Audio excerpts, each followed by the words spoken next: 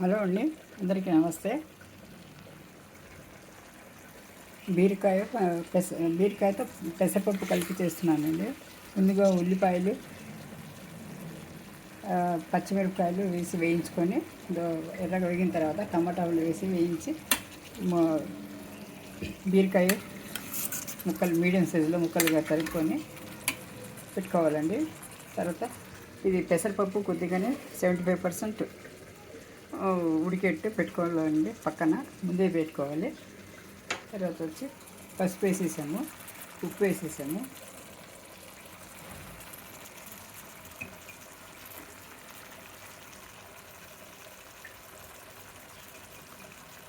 ఇది చప్పగా ఉంటుంది కాబట్టి బీరకాయతో పసుపు పెసరపప్పు ఏదైనా పప్పులు వేసి కూటులాగా చేస్తే బాగుంటుందండి. లేకపోతే కోడిగుడ్డు అవి వేసి చేయాలి. పాలు పోసి కూడా వండుకుంటారు కొంతమంది బీరకాయని. ఇందుకు ధనియాలండి.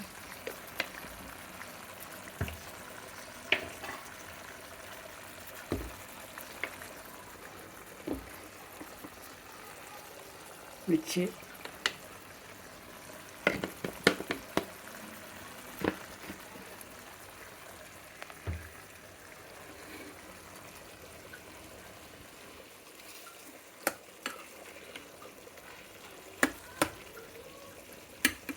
ఇది నీళ్ళు వేయాల్సిన అవసరం లేదు. ఇది కూడా నీరుకాయి.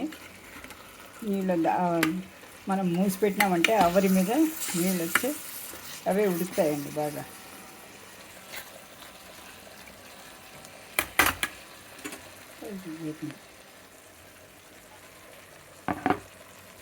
ఇందులో వేరే మసాలాలు అవి వేయరండి.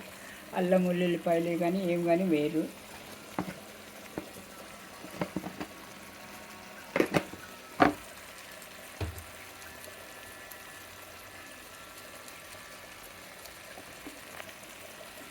ఇది ఒక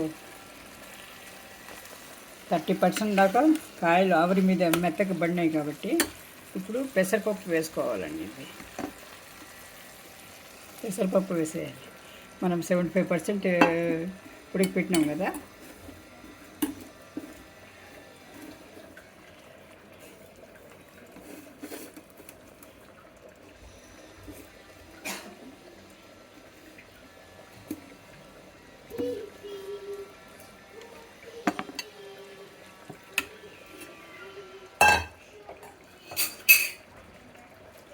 పెసరపప్పు వేసుకోవాలండి.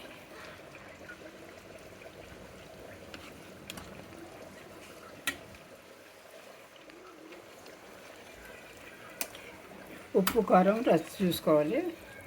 సరిపడా ఉప్పు కారం చూసుకొని కొద్దిగా 5 నిమిషాలు వేగనివ్వాలండి.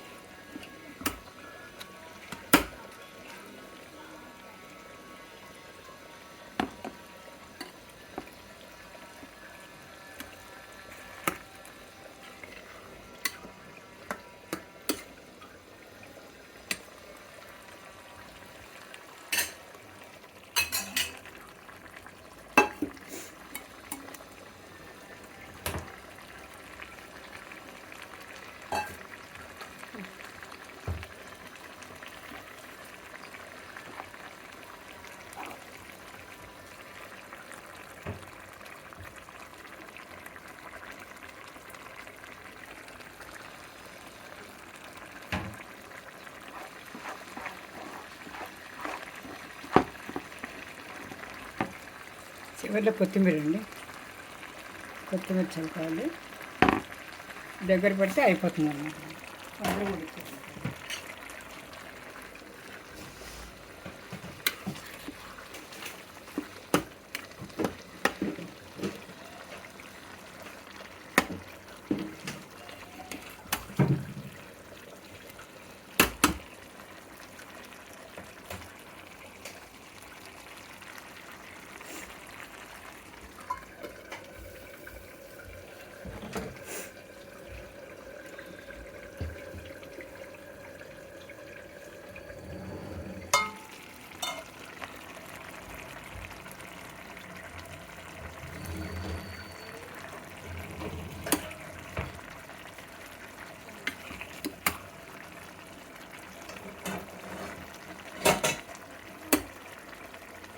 దగ్గరికి వచ్చిందండి. ఇది సిమ్లో పెట్టేసి 2 నిమిషాల తర్వాత దింపేయడం అన్నమాట. ఇది కొబ్బరి అవసరం లేదండి. ఇది పెసరపప్పు వేసినాం కాబట్టి కొబ్బరి అవసరం లేదు. ఇది థ్యాంక్ యూ ఫర్ వాచింగ్.